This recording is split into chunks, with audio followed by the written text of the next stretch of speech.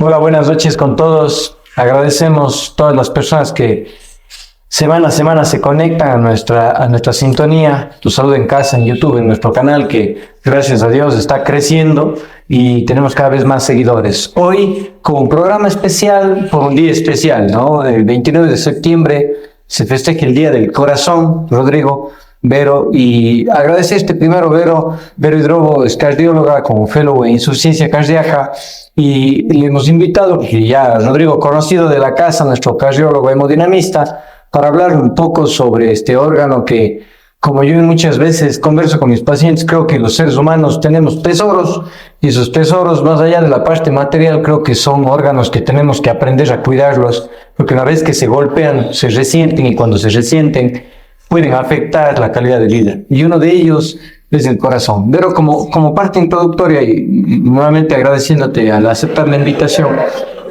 ¿por qué es importante el corazón para el ser humano, no? Bueno, primero, buenas noches con todos y agradecerles a ustedes por la invitación a este tan valioso programa. Creo que es de suma importancia poder llegar a los pacientes con información muy valiosa, para poder cuidar de su salud.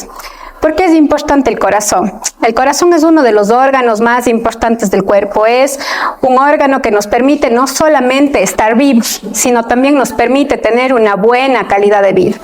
Cuando nuestro corazón se afecta, pues nosotros podemos tener distintas enfermedades o síntomas, pues que no solamente nos va a poner en enfermedad, sino va a afectar nuestra adecuada calidad de vida.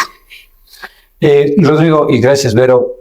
Verás, cuando estamos en el día a día, ¿no? Uno dice, uno anda con el corazón y es verdad, no tenemos esa percepción de que el corazón nos da la parte del sentimiento y es válido porque las cosas que se hacen desde allá son mucho más productivas.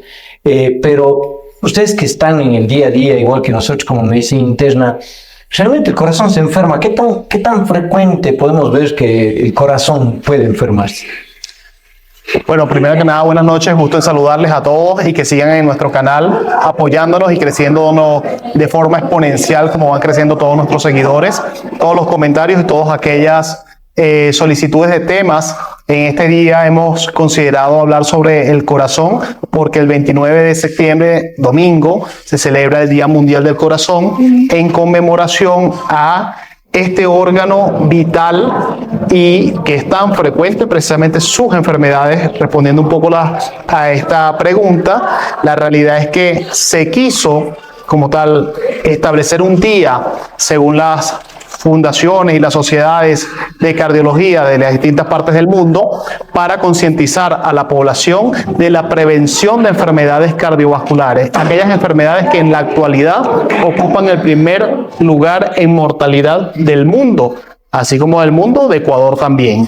Entonces es muy importante concientizarnos en cómo prevenirlos y a eso ha enfocado este día en la prevención cardiovascular, así como en otras buenas llamadas de atención que hace la Federación Mundial del Corazón, como en que tu corazón ayude a la humanidad, ¿no? También tocan ese lado sensible diciendo, mira, también usa el corazón, no solo protégelo de enfermedades, sino también úsalo para amar la humanidad que tanto nos necesita. De acuerdo. Y es sumamente frecuente como todas las enfermedades, como lo hemos dicho, es para nosotros. ¿Quién de ustedes no conoce un familiar, un amigo o ustedes mismos que es hipertenso, que tiene una arritmia, que ha tenido algún evento cardíaco, que ha tenido alguna consideración cardiovascular? Es muy frecuente entre nosotros el día a día, cada vez, a pesar que se va teniendo mayor tecnología, mayor medicación, mayor acceso a intervenciones y a cirugías, cada vez es más frecuente estas enfermedades, básicamente enfocados en los hábitos de vida que llevamos, que no somos más saludables.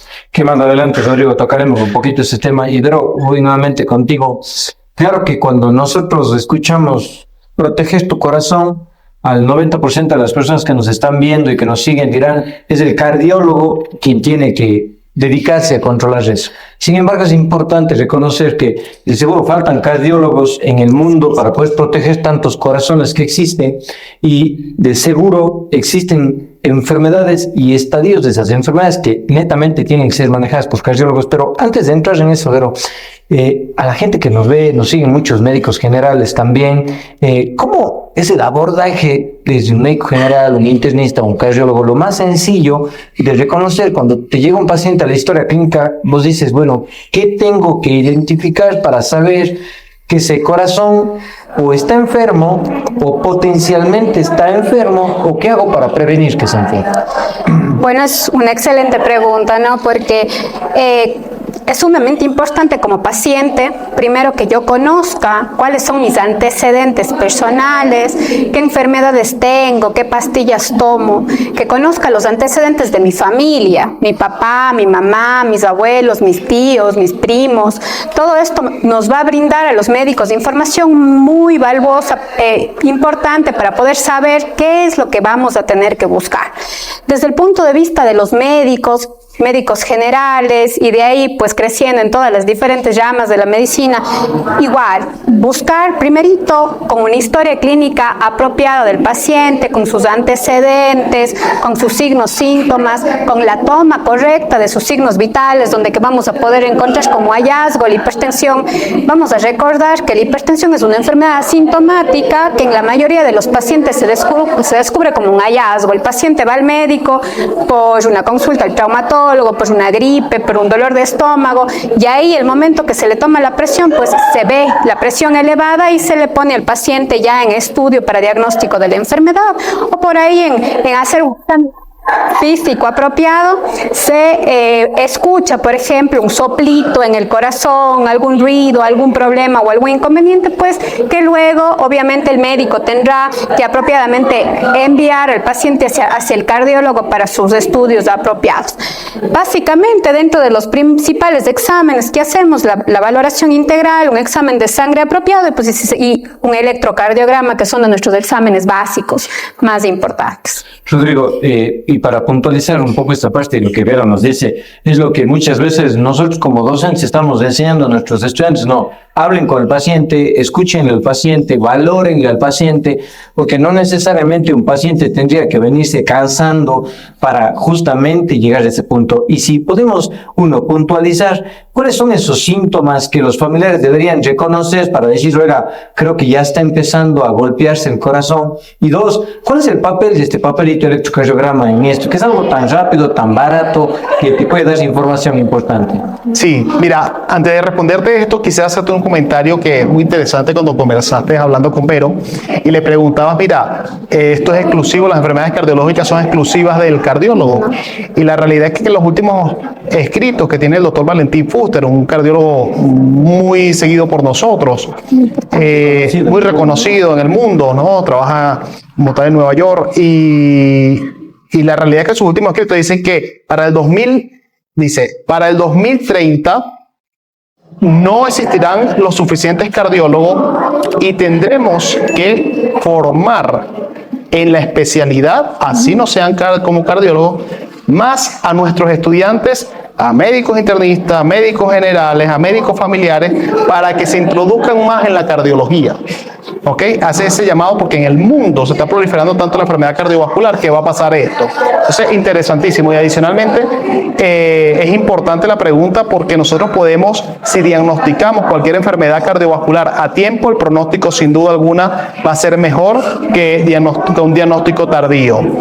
¿Cuáles son los síntomas que usted tiene que estar presente ante su familia si los presenta? Si tiene algún tipo de dificultad respiratoria al esfuerzo físico, si tiene algún tipo de dolor torácico al hacer alguna actividad física o tener algún estrés emocional, una discusión, algún estrés laboral y que inmediatamente haga dolor torácico, que el paciente presente algún tipo de edematización, que el paciente presente alguna palpitación. Si tiene algún familiar, amigo, conocido con estos, lo mejor es ir al cardiólogo para que el cardiólogo lo evalúe y ojalá que no sea nada, pero pueden ser algunas cardiopatías.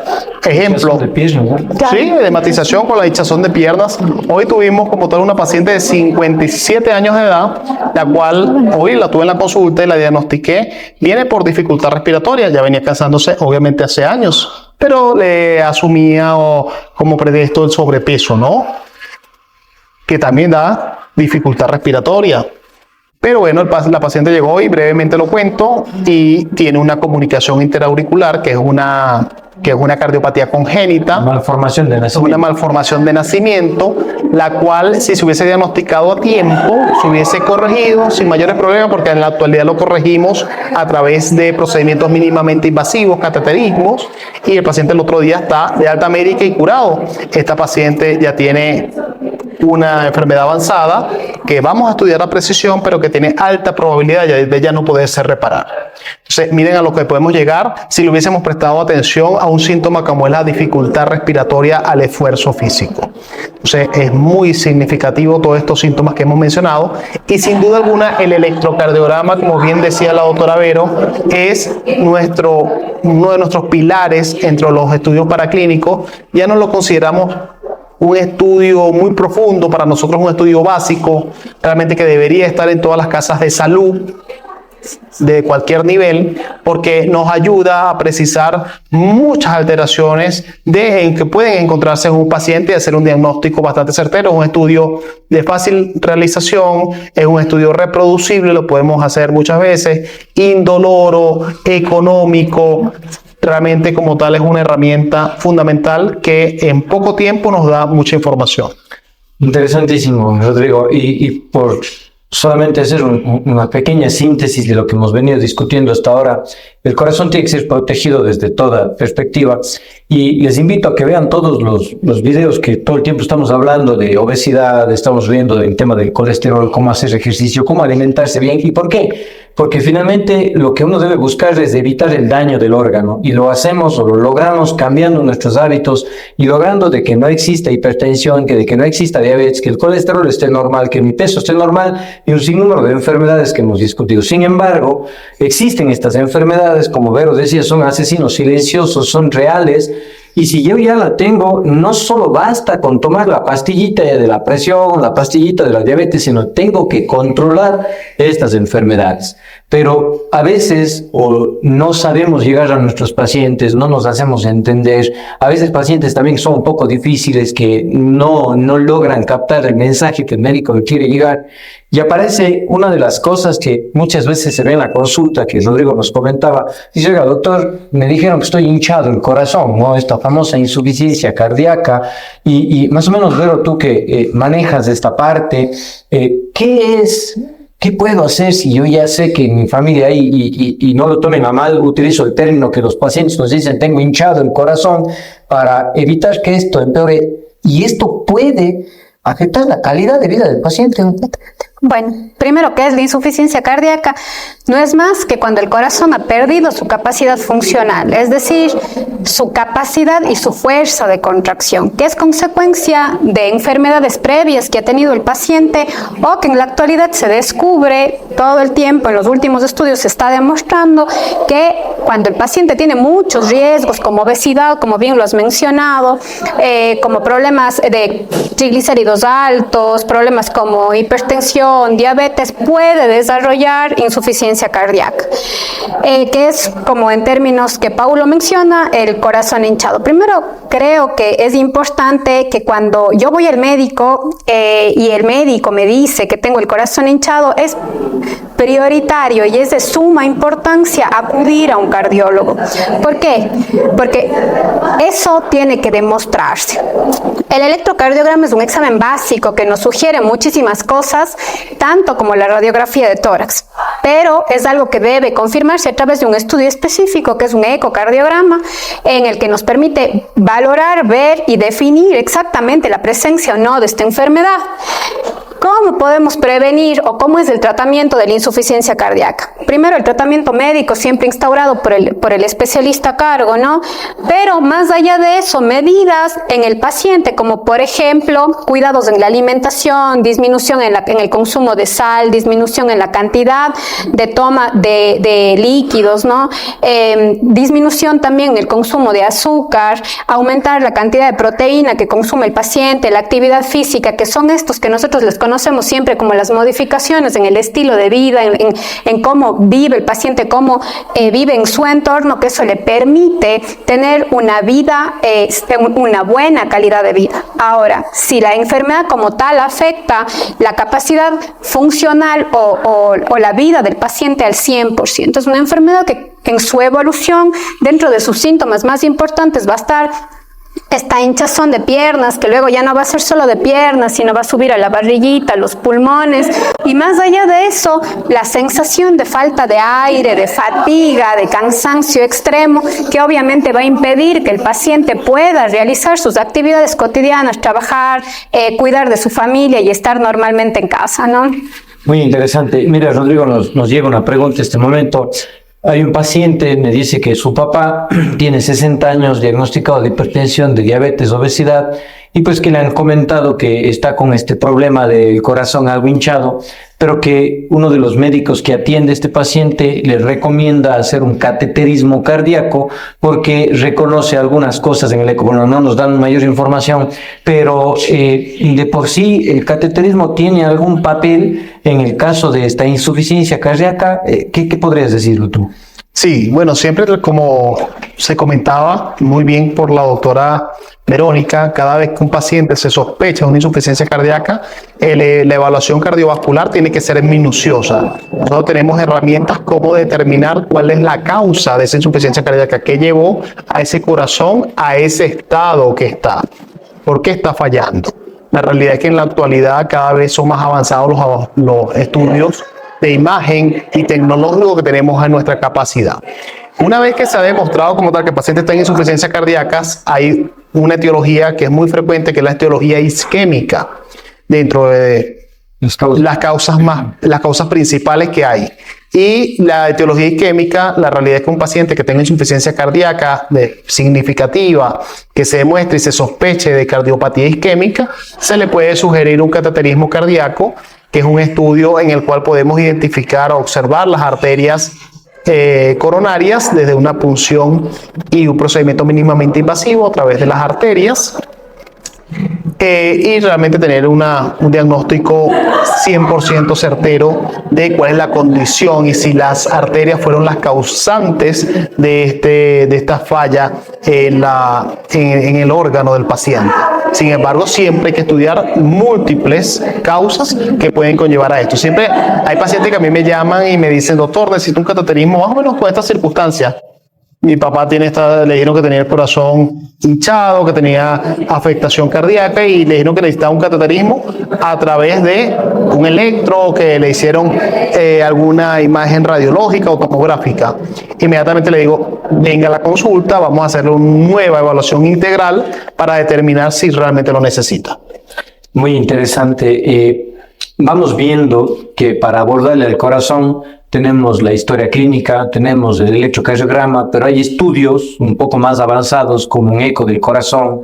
Probablemente existen mapas que son monitoreos de la presión o del ritmo del corazón, eco del corazón, resonancia, y así un sinnúmero de estudios que deben ser guiados hasta terminar, en el caso que sea necesario, en un cateterismo, ¿no? Entonces hay una serie de estudios que uno debería tratar de orientarlos adecuadamente para saber el corazón cómo está. Y viene una cosa importante, ¿no? Es individualizar. No podemos decir a todo el mundo que hacemos todo esto, sino cada paciente tiene su necesidad. Otro mensaje que quiero dejar y que de lo que hemos conversado me nace es que la multidisciplinariedad, ¿no es cierto? Es decir, estos son pacientes complejos que requieren manejo de múltiples especialidades, un internista, un endocrinólogo, un cardiólogo. Miren que dentro de la cardiología hay subespecialistas en hemodinamia, en insuficiencia cardíaca, en arritmias, y así la medicina ha avanzado todo, pero siempre es importante ese integralismo de esto y hacer que el paciente sea uno solo.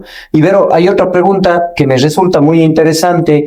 Dice, ¿qué tan importante es el ejercicio en pacientes para prevenir el problema del corazón? Y yo le voy a completar la pregunta. Si tengo insuficiencia cardíaca, tuve un infarto, un cateterismo, ¿puedo hacer ejercicio o esto de la rehabilitación cardíaca tiene un papel ahí? Bueno, primero respondiendo a la segunda pregunta, la que todos nos hacen, la más común de todas. Bueno, el deporte siempre va a ser una de las medidas, yo no creo que solamente desde el punto de vista cardiovascular este rato, yo creo que en todos los ámbitos de la medicina, a todas las edades, absolutamente el deporte es la solución, es la mejor manera de prevenir enfermedad cardiovascular, pero también más allá de eso, hay que quitar ese mito en la cabeza de los pacientes, de muchos médicos que lamentablemente todavía lo tienen, y es el de decir al paciente, usted es hipertenso, es insuficiente cardíaco, usted tiene alguna enfermedad cardíaca, no puede hacer ejercicio nunca más, está prohibido. Eso es irreal.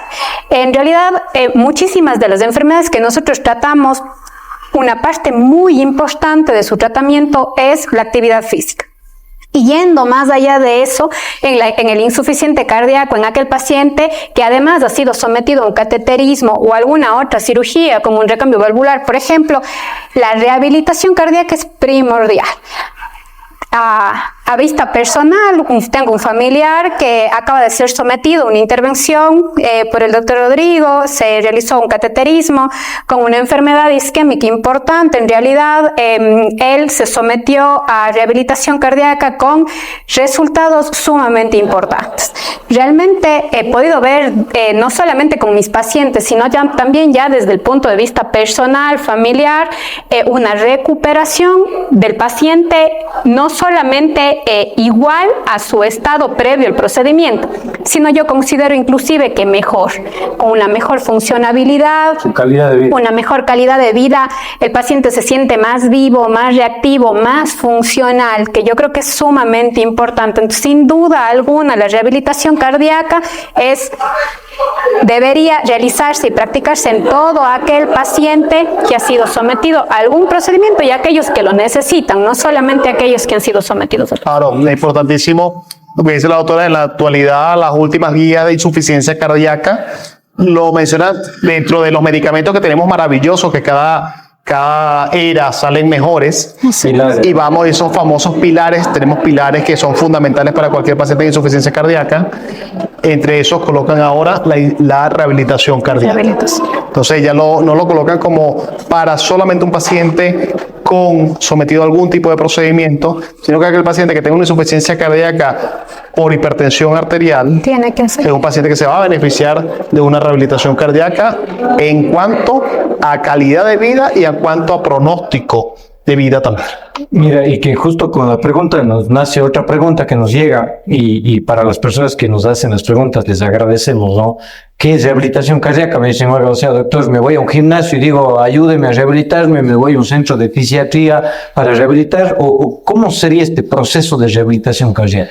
Sí, es un programa integrado por múltiples especialistas ya formados en la materia, que lo coordina generalmente un cardiólogo con su especialidad en rehabilitación cardíaca, que se acompaña de médicos nutrólogos, que se acompaña de rehabilitadoras, que se acompaña de alguno de nosotros cuando lo necesita, y a partir de acá le hace un entrenamiento físico y progresivo al paciente, supervisado siempre y bajo ciertos estándares internacionales. Obviamente hay programas para cada paciente de escala para ir aumentando la intensidad del ejercicio, de forma que el paciente esté seguro, sea cual sea su condición cardiovascular, y que vaya mejorando su capacidad para hacer actividad física, y generalmente mejora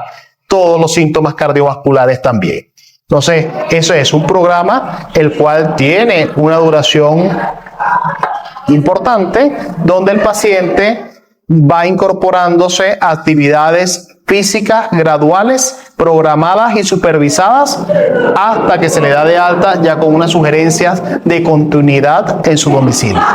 Y justamente con respecto a lo que hablábamos, Vero y Rodrigo, del tema del ejercicio, yo quiero aprovechar estos segundos para agradecer a todas las personas que hoy nos acompañaron, ¿no es cierto?, en nuestra bailoterapia que hicimos hoy, que más adelante les vamos a contar con un proyecto que se está llevando, pero les estamos pasando en este momento imágenes con respecto a lo que fue hoy nuestra bailoterapia, porque el objetivo de ello es justamente incentivar a las personas a que el ejercicio es salud. El ejercicio es una pastilla que ayuda a prevenir muchas enfermedades, como Vero decía, no solo es el corazón, no, cerebro, pulmón, tema de defensa, cáncer, cognitivo.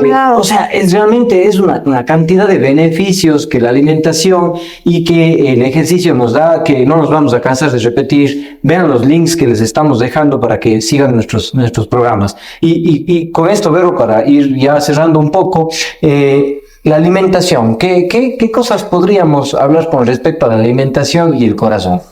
Bueno, en torno, pues eso es otro de nuestras cuestas, ¿no?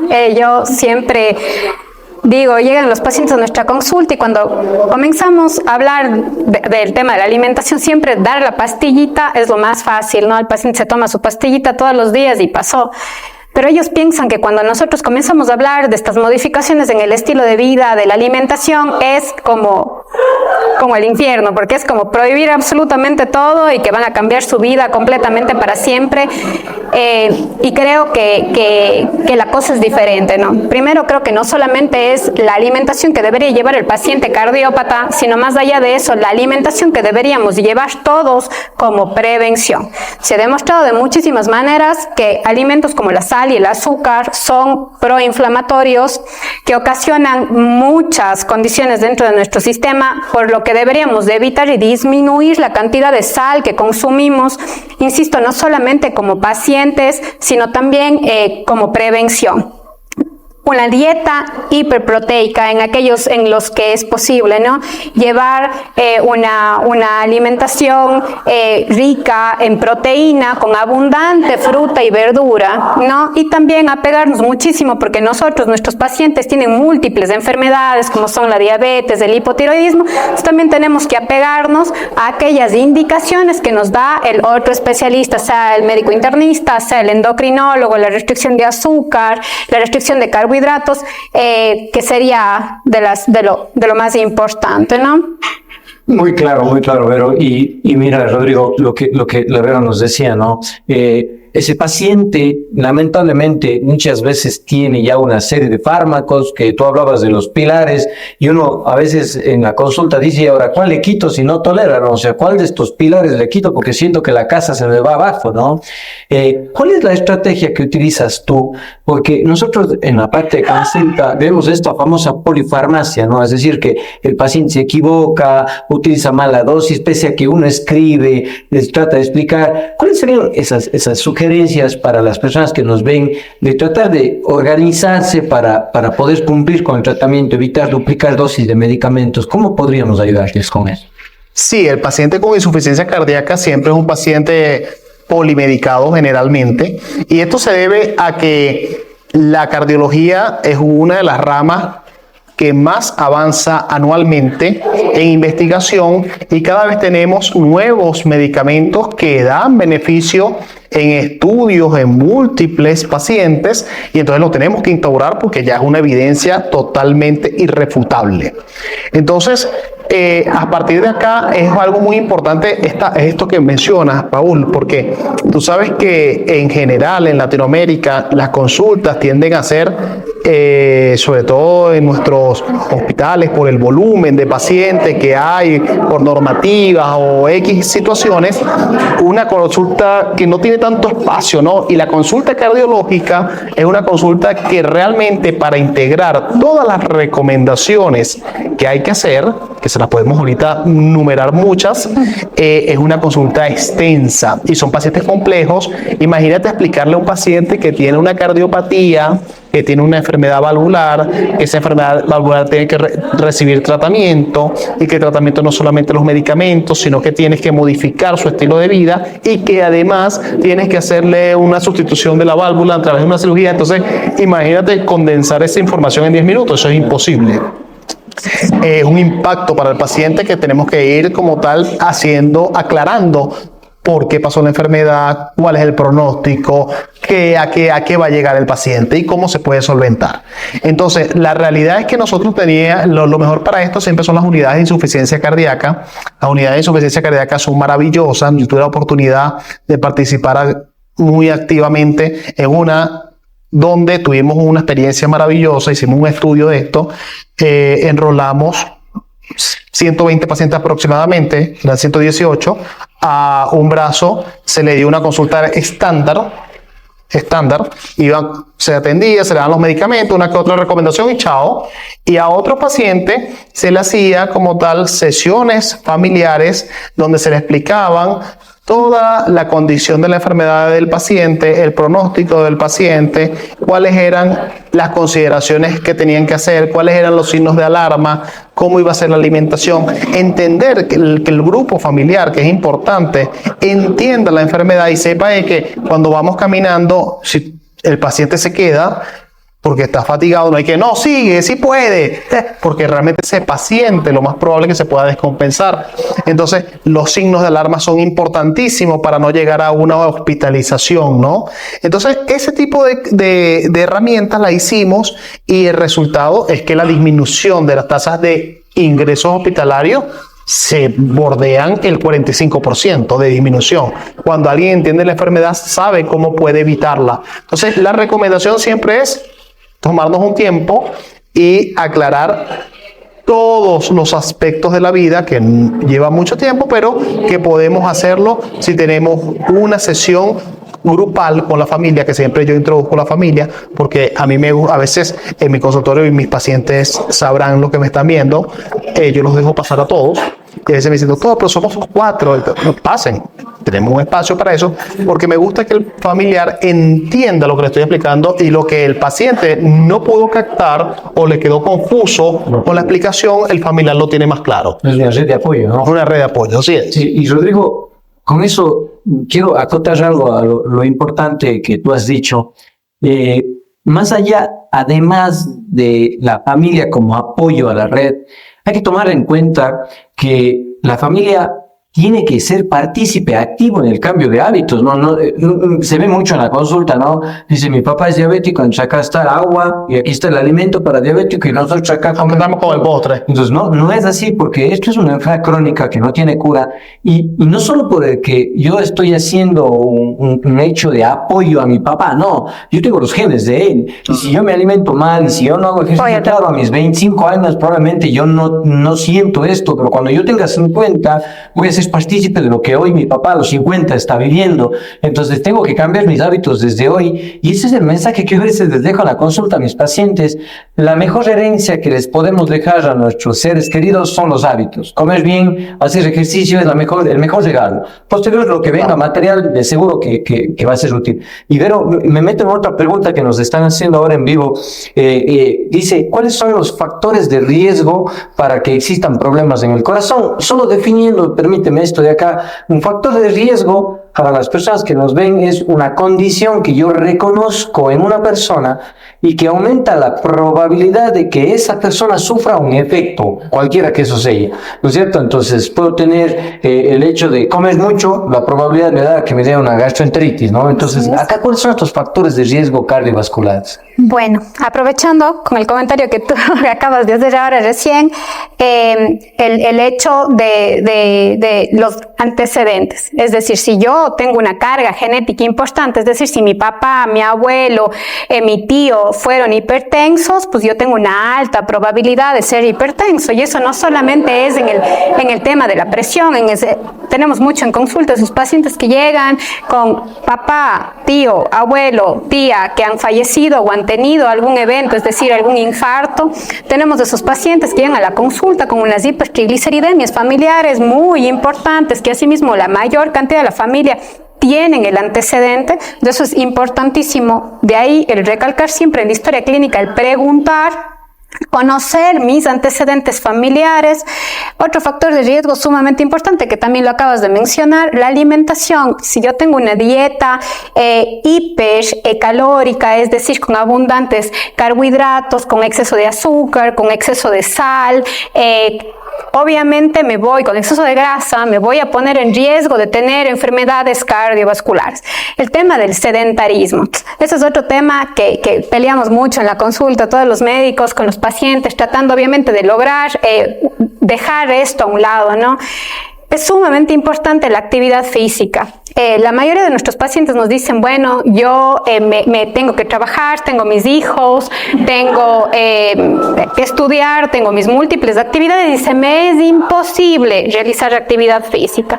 Realmente en la actualidad eso ya no es así, tenemos tantas maneras, videos de YouTube, grabaciones, aplicaciones que realmente nos pueden ayudar a hacer actividad física en cualquier momento del día en donde esté. Entonces ya deja de ser un pretexto el no realizar la actividad, ¿no?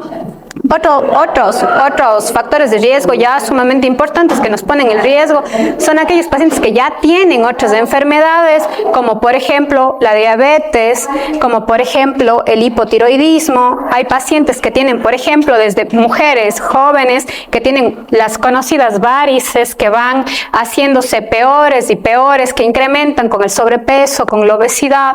Como ya lo mencioné previamente, son cosas que a final de la historia, así yo tenga una enfermedad cardíaca, que tenga o no hipertensión arterial, van a terminar desarrollando problemas cardíacos. Otra cosa súper importante, ¿no? Mi carácter. Eso es algo súper importante, ¿no? Si yo tengo exceso de ira, si no sé manejar mi carácter, si no sé manejar mi rabia, si no sé manejar mis emociones y mi ansiedad, por ejemplo, a fin de cuentas eso también puede convertirse a largo plazo en enfermedad. Qué interesante, Vero, lo que nos estás contando. Y yo no me queda más que agradecer a todas las preguntas que nos van llegando y creo que me permitas, Rodrigo, contestar esta pregunta que nos dicen, ¿qué pasa si soy hipertenso? Yo puedo hacer un ejercicio, ¿no? Y es interesante esto porque a veces cuando las personas están en la consulta uno le toma la presión. Vamos viendo que ahora hay unas nuevas guías, ¿no? 2024 de manejo de hipertensión arterial, ¿no? Entonces, claro, está un poco alta la presión y dice, oiga, doctor, ¿puedo ir a correr? Entonces, les da el miedo de que, oiga, puede o no puede. Y ellos son muy claros actualmente, ¿no? En las últimas guías dice, salvo que el paciente tenga una presión sistólica más de 200 o más de 110, capaz no puede hacer ejercicio. Porque finalmente el hacer ejercicio es la pastilla que va a ayudarme a bajar la presión. Entonces, si es que yo tengo una hipertensión arterial o una presión elevada, la indicación es hacer ejercicio. Ahora, ¿cuánto ejercicio? No hay discusión, ¿no? Es importante tomar en cuenta que muchos tipos de ejercicio, sea ejercicio aeróbico, sea ejercicio de resistencia e incluso ejercicios que a veces podemos pensar que no son útiles como de estiramiento, pilates, yoga, se demostró que reduce la resistencia a la insulina, o sea, tiene su efecto. Pero claro que sí, el ejercicio aeróbico es el que más sustento tiene, en el cual se dice que aproximadamente habría que hacer unos 300 minutos a la semana de ejercicio moderado o 150 de una intensidad un poco más elevada. Pero el mensaje es acoplarnos al gusto y también a las necesidades del paciente. Hemos visto en la consulta, tenemos pacientes que tienen sobrepeso importante. Claro, lo que hacemos muchas veces los médicos, oiga, salga a trotar. Claro, va a tener una lesión de rodilla, una lesión de espalda que va a empeorar su estado, va a aumentar el peso, las comorbilidades van a empeorar. Entonces, esto tiene que ser guiado por un equipo multidisciplinario para poder cumplir estos objetivos. Y viene mi pregunta, Rodrigo.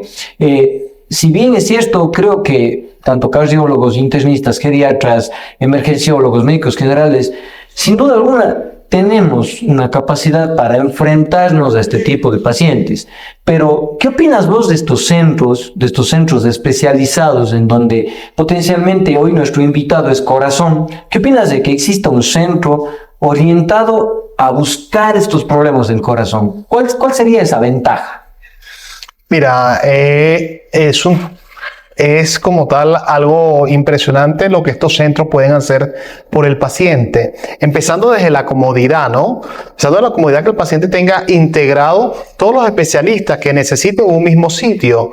No tiene que ir de un lado a otro cambiando como tal el centro hospitalario que le está atendiendo para verse, tener todo integrado, aquellas, no solamente el cardiólogo, sino todas las subespecialidades que pueden complementar el tratamiento para ese paciente. Como decíamos, el paciente es un universo.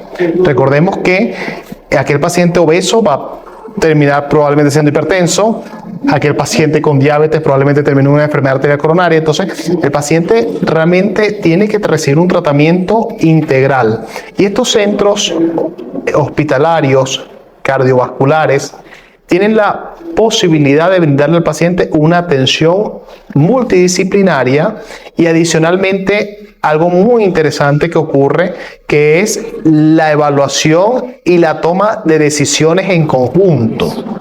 Entonces, realmente no es solo que te vas a ver en el mismo centro, sino que este equipo va a compartir tu caso y no te va a tomar la decisión un especialista, va a ser la decisión de una junta médica.